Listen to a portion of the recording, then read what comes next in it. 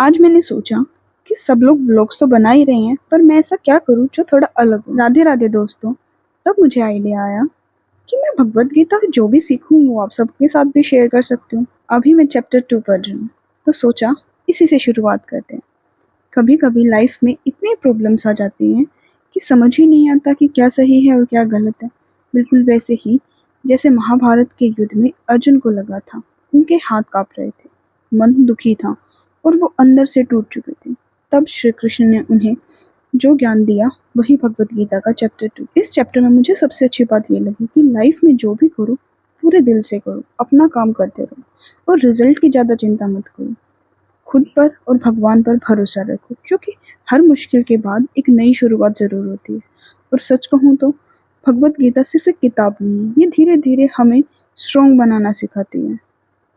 अगर आप भी चाहते हो कि हम सब साथ मिलकर भगवत गीता से लाइफ की अच्छी बातें सीखें, तो इस जर्नी में मेरा साथ ज़रूर देना। लाइक और सब्सक्राइब बटन पर प्रेस ज़रूर करना। मिलते हैं कल।